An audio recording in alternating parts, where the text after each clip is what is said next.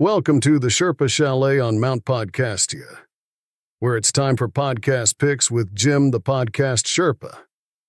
You'll get to hear about podcast recommendations for your podcast playlist, along with occasional interviews with other podcasters and video hosts. Now waiting for you is your host, Jim the Podcast Sherpa. He's just like you imagined. But don't worry, we'll make it up to you somehow.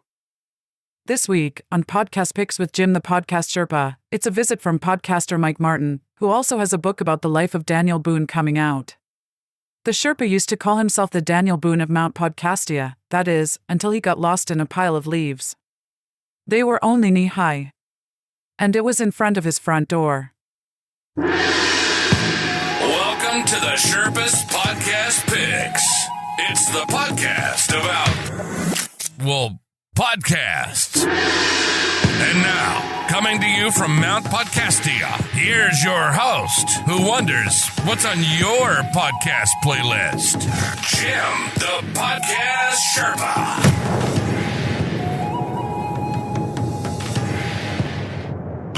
Hello there, Rebels of the Sherpa-lution, and welcome to Podcast Picks with me, Jim the Podcast Sherpa, coming to you in the newly relocated Sherpa-lu studios here in the Sherpa Chalet. High atop Mount Podcastia, where I overlook the millions and millions of podcasts that are out there.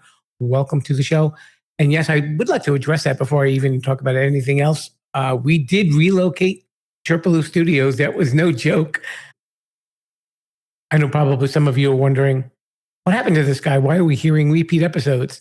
Well, we needed to buy a little time. I had some issues with getting some guests, but this week we do have a guest that I think you are really going to enjoy. I've known him for a little while. He is a podcaster and also an author who just came out with a new book about the life of Daniel Boone. You know, you hear the name and you're like, do I really know anything about this man? And he's gone and created this incredible book and really ties it into the theme of his podcast. You know, he originally started with the podcast, not Daniel Boone, my guest. He originally started with the podcast called Project Mindfully Outdoors. And it really had to do with being outdoors and obviously meditating and really just getting in touch with your inner soul. And his name is Mike Martin, by the way, coming to us from Michigan. I really like Mike, and his meditations are really cool because he's not all new age woo-woo-y stuff. You know, he's just a real deal, you know? And I really enjoy that about him. I really respect it. And I'm sure that if you want to check out his book, you'll be in for a real literary treat. So we spent a little time getting caught up, and it was really interesting. I make no joke about this. It was nighttime when we had our conversation, and he was in his car. And as we were talking during the course of the interview, it was getting darker and darker. And I think the only thing that I could actually see was his earpiece in his ear, and everything else was pitch dark. So it was like speaking with a disembodied voice sometimes, which is kind of funny considering that he does this meditative podcasting. But Mike is a super nice guy. I think you will really enjoy what you're going to hear. Be really impressed. I like this stuff. And I think we will head on over and have a listen to my interview with Mike Martin, host of the podcast, The Honest Outdoors.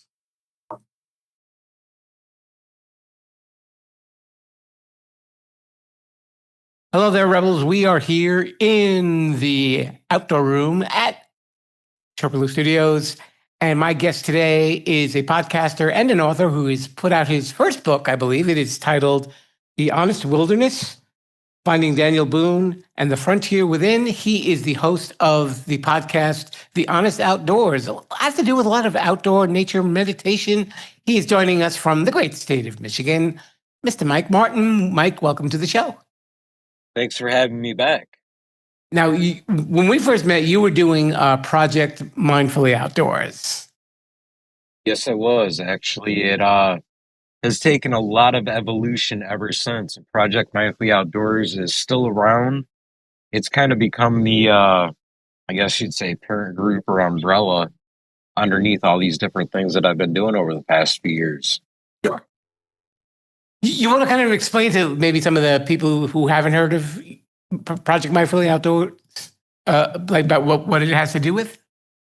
So, Project Mindfully Outdoors originally started with the vision of exploring growth and rediscovering myself. It was the fun part about it was of course based in my favorite place and safest place in my eyes, the outdoors, Uh-huh. around meditation and journaling and different points like that. It was kind of a learn as I go experience, just sharing things as I figured them out. And I stepped away for a little while to become an EMT and go through the schooling and the training for all that. Uh-huh. And in the process of that, I kind of felt this calling. And this book just kind of came out of nowhere, really, Right. in a few different ways. Because I wasn't really setting out to write a book, but I kind of got intrigued in looking like at 30 or 40 old journals that I had through my hiking through Kentucky and different Daniel Boone points and really reflecting on my life. And that became The Honest Wilderness, and the upcoming podcast that I'm working on at this point is called The Honest Outdoors, which goes along with the book. So I know a lot of people, like, they hear the name Daniel Boone and they say, oh, the great outdoorsman who was from Kentucky. And if you ask him if they knew more than that, it probably falls silent. But obviously, you've learned enough to fill a book. I mean, what are some of the things that people should really know about him that they probably weren't aware of? So I love the way that you rolled into that, because I talk about the book and everything behind it a lot at the station, and a lot of people are like, "Who the heck is Daniel Boone?" And I feel like if you get outside of the Boone corridor, you get outside of mainly Kentucky and even into Missouri, Uh-huh. you draw a blank. You might hear the name and you think like coonskin cap. Right. You know, they tie hand in hand with Davy Crockett. Right. And the biggest distinction and the reason that came about was the fact that back in, I believe it was the 50s, Walt Disney did a mini series about Daniel Boone, and they did one about Davy Crockett. Yeah. And they had the same actor play both characters. Really? So, yeah, so it kind of tied it all together. And, it's funny because when I look back and think about when I first started exploring the different sites and trails that are accredited to Boone now, I thought I was chasing that same hero. And then the more that I started digging into it and I started reflecting on where I was at during that season of my life, the more I realized that Daniel Boone was a human. Uh-huh. And out of exploring and learning about his story and touching the same sites that he touched, it helped me to find and identify myself. It helped me to rebuild from rock bottom and find a map and a guide to getting to where I'm at now, which is being an EMT, an author, a podcast host, and all these different things that I never, way back when, would have thought that I was ever going to be able to achieve. Right. But when I looked at the metaphor of how we came across and we settled the great frontier, we ran out of land and real estate to explore. I thought about, what if the frontier just became internal? What if it was something that's inside of us? Wow, that is something that probably people don't really think of. That is very, very deep thought. But I know you are into deep thought, obviously. That's what kind of brought you to the podcasting world, being involved in deep thought and really tying the outdoors into our insides, really. And that's exactly what it was. And for me, it really took that finding a fun way to do the work. Uh-huh. You go off and you explore something, you hike a trail, you visit an awesome monument or whatever. And then you sit down with a journal around the campfire at the end of the night and you think about the experience that whoever it is they're trying to feel their footsteps had to feel. And one thing that I've noticed, especially the more that I talk to people, is we like to hide within, I don't know, distractions. Okay. And then we kind of throw the label on things when we face it and say this is unprecedented. This has never happened before, so I don't know what to do. But when you go and do kind of something like I did, reflecting, looking at somebody like Daniel Boone, you realize everything that we're facing now is already been faced over and over again. And he gives you not necessarily the answers or a perfect way to get through it, but he gives you a good idea.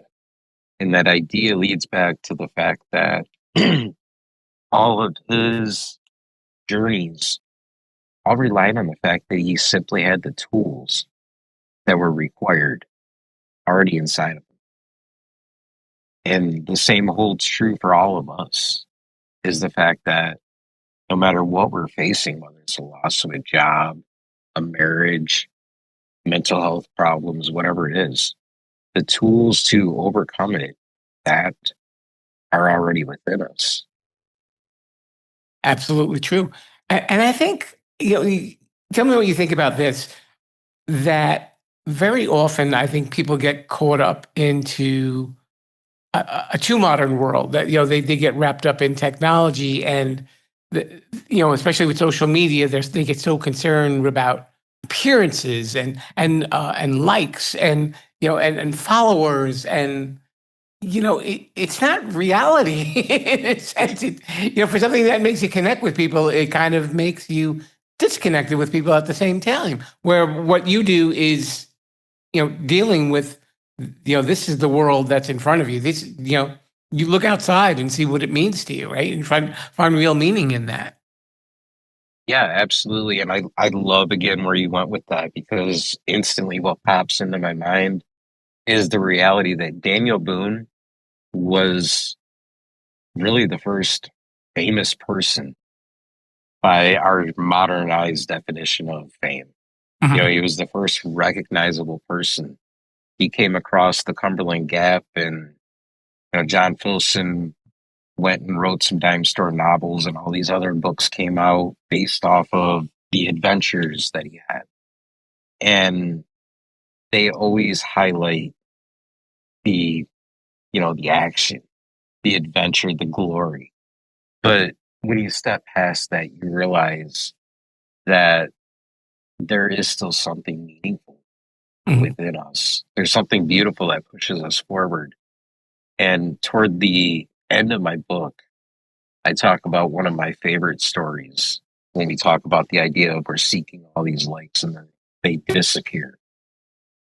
Because by the time, for everything that he accomplished in life, there was only one painting that was actually made of it, and that was at the end of his life. And when that artist went to go find him to make that painting, he walked around Kentucky for months trying to find him, because nobody actually knew who Boone was by face. They remember the name and the legend, but they did not know that it was actually him, the old man that was sitting by the fire. Wow. And obviously in a world like today, you would never ever see that because it's the face, it's the brand, it's, Right. and it's in your face as the viewer or the listener that, look who I am and look at what I've done. And yet he quietly went ahead and did this. And like you said, nobody really knew what he looked like for a painting. Well, I think it was more so they just didn't even know who he was as a person. Mhm. I mean, when you think about it, the reality is we go through life and we build this face, right? We build this mask of who we are. Mhm. And then all of a sudden it fades away. And we're left wondering, where do we go? how do we get back home? And, at the beginning of that journey, that's exactly where it was for me. I had just lost my marriage. I was living in my truck, and I always had this vision of going back home. Mhm. And, you fast forward the clock now and you look back at it and you go, maybe the answer of going home was never actually going back to that destination. It was just about allowing yourself to explore that frontier and still hold on to the key facts, the key things that make you who you are, but allow yourself to evolve. That's true. Was there anything that you learned while you were doing all this research about him? And like you said, it was kind of like, I guess, almost an accidental book. Was there anything that really hit you, like to say, wait a minute, this isn't, the person that I expected to be writing about, but like this makes it all the more interesting? Was there anything along those lines? I think what really did it for me that kind of took away the tall tale or the myth Mhm. was that story of behind the painting. I had read that in a couple of different biographies before I ever started actually taking the physical journey. Right. And that impacted me because, again, with the loss of identity and still having a willingness to live life, learn, and allow yourself to grow and develop into where you find yourself now. Sure. Now, the viewers can't, well, I'm sorry, the listeners can't see this, but you are outside as we're speaking, so you're not. Uh, and it's getting very dark. Actually, to be honest, it's getting harder to see you. I see a bit of your earbud. Yeah, yeah. Unfortunately, it is getting a little dark outside, but Is this like where you are right now? Is that like your favorite place to go to? Do you have a special spot or anywhere that you can just be kind of alone and be alone with your thoughts? really anywhere outside from me is kind of like that safe place that I really enjoy going. Mhm. I do. It's weird because when I was actually living out of my car and I made the adjustment to coming back and living in a house and everything, being and spending time alone in my car is just like something that's become instilled in me. Living in a large environment like a house at times can still feel very overwhelming years. So yeah, I do at night. I like to spend a lot of time. I actually do the bulk of my work sitting in the back of my car, just because that's comfort for me. Sure. Yeah, no, I mean, that makes sense. I think we all have that place where, yeah, and even sometimes I think when you're in the right spot, the ideas just kind of flow from your head when you're not even trying, right? Exactly, and I think that's how I ended up stumbling on listening to that little calling to actually write the book. Uh-huh. Because I've always done all my podcast stuff digitally on my phone because it was just easier.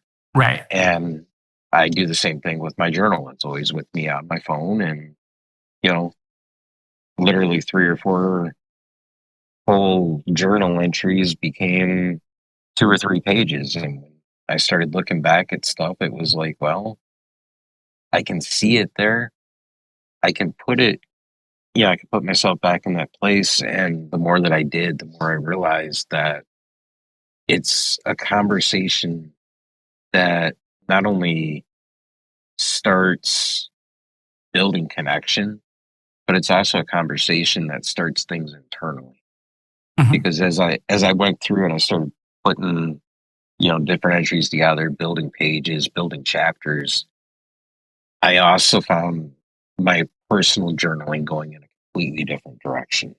Like it was starting to dissect all of those different things from me, helping me to really understand a lot better what it was I was trying to figure out then and just didn't have the vocabulary for it. And that's one of the reasons that on top of the meditation, I really work with people to become comfortable with sitting in front of a blank page and just write.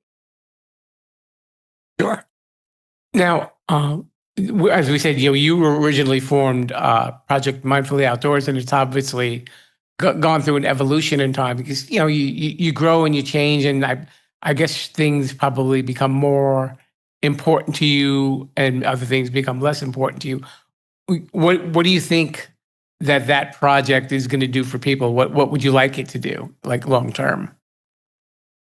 Long term, I think it's just about teaching that stillness, Mhm. because another aspect of Project Mindfully Outdoors as it's evolved has been teaching meditation classes, Right.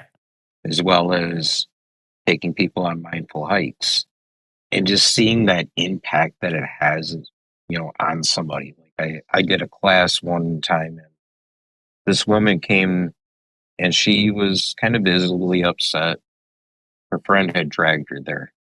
Well, at the end of the 60 minutes, whatever that guided meditation was about, she internalized it in a way that helped her to begin to grieve with her husband who had died that. Wow. The fact that she came up to me in tears and thanked me for that. That was one of those things where it's like, it's really not about anything. Like, it's not about the likes, it's not about the status or anything else that could come from it. It's about those real moments. And when I look back now at the catalog for Project Mindfully Outdoors, I can see those themes, even though they weren't maybe vocalized the right way or the vocabulary wasn't quite there yet. Mhm. I can see the way the voice develops and the point and the purpose of it. I feel like it's really finally honed itself. It's found a way to honor the greater mission that it is just opening the door for somebody to find themselves. I'm wondering, when you're just telling me that story about that woman, do you think maybe because she was just in a different environment and it wasn't threatening, that it maybe all of a sudden like opened up a door for her to think about, everything that happened with her husband's passing? I really do, because I mean, let me paint a picture for you of how I Sure. conduct a meditation class. 9 times out of 10, they're indoors, they're free, and they're at a public library. Mhm. And I take the space and I have a prop that I create a fire with, Mhm. and everybody loves to sit around a campfire. Right. And the best place that we put our shoulders down and we let our hair down is just at a campfire. It's relaxing, it's calming, and then you have somebody talk to you and take you through a breathing process and engage your mind. Is a lot of people know there's the stigmas around meditation, right? Normalness of it. I have to sit, be still, be nothing. But if you take that core concept, which is the breathing, stillness, and then you allow yourself to begin to gauge your thoughts and your mind process, it becomes very soothing, very relaxing, and it opens up that door Mhm. for whatever it is that could be going on. Sure. And then, with the honest outdoors, obviously you're going to probably continue that tradition.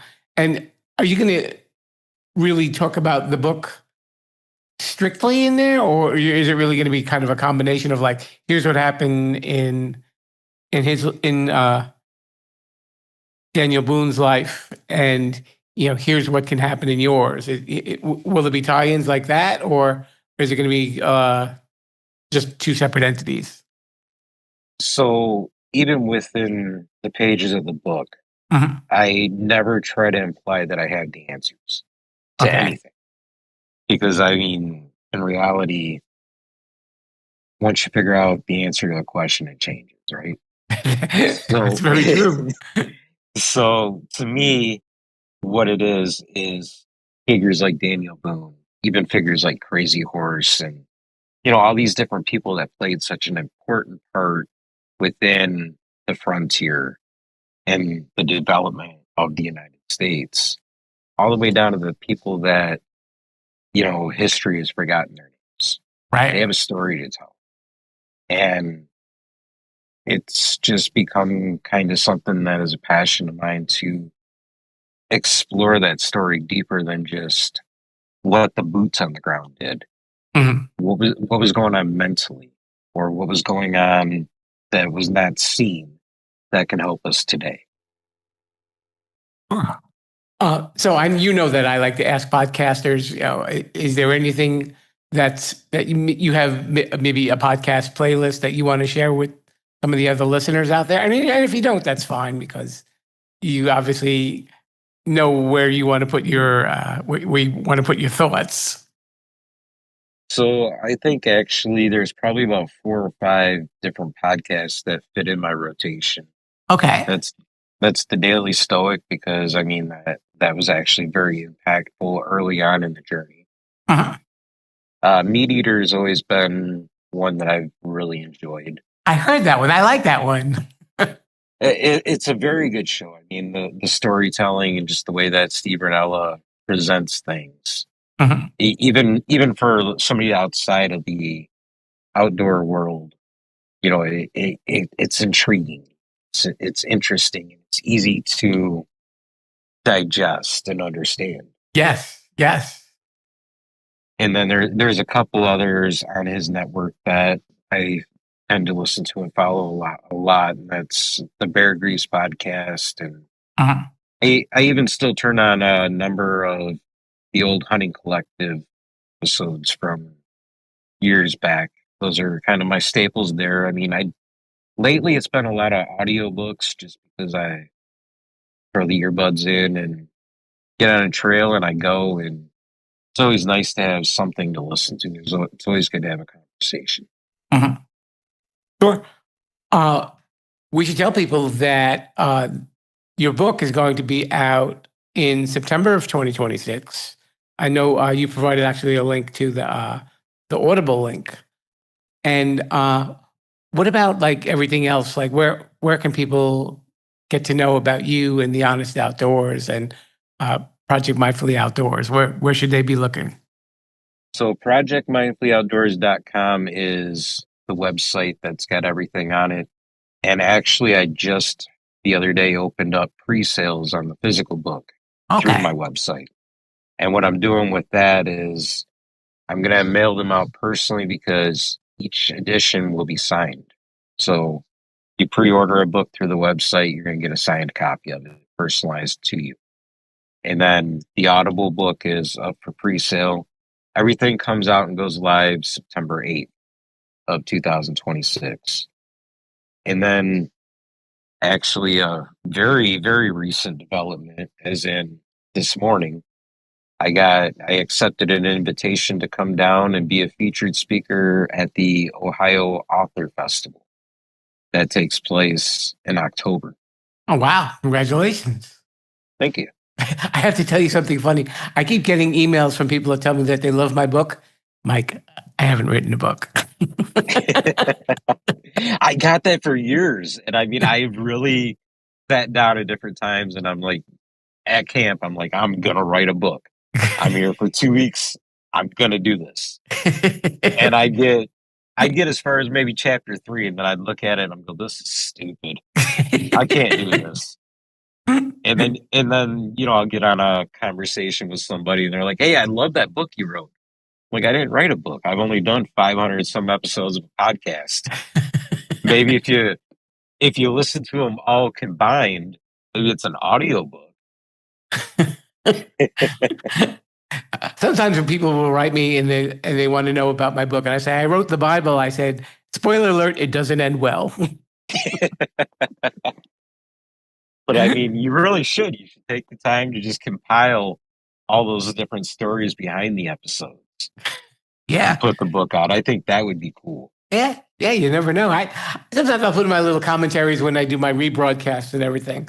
But we want to let everybody know, again, that the title of the book is called The Honest Wilderness, Finding Daniel Boone and the Frontier Within. And the podcast is called The Honest Outdoors. Mr. Mike Martin, thank you so much for coming on the show. It is very dark and I cannot see you anymore. Literally, physically. I don't even have a flashlight handy. It happens. Yep. Thanks again, Mike. Listen and subscribe on podcast apps everywhere. And we're on YouTube at Sherpa-lution. Sorry, no video. You're welcome. A very special thanks to Mike Martin, and be sure to check out his new podcast, The Honest Outdoors. And we've also, of course, included a link in the show notes if you would like to buy his book. It will be out officially in September 2026, but if you go through his website, you can get it earlier, and he'll actually sign a copy for you if that's something you would be interested in. So it's really cool stuff. Hopefully we are back in business here in the new Sherpa-lu studios. I kind of like the reverb that I'm getting, but I'm hoping that there aren't too many other background noises. I guess we'll kind of see how this comes out in the mix. I kind of liked how the interview sounded. I thought it was kind of cool. It sounded very radio-ish. Hey, how are ya? Not exactly like that. But we will be back next week, and I believe we will have another new episode. Yay, 2 in a row. Keep them coming, Sherpa, right? And of course, you can follow me on social media on Sherpa-lution on Instagram, Threads, and TikTok at Sherpa-lution1.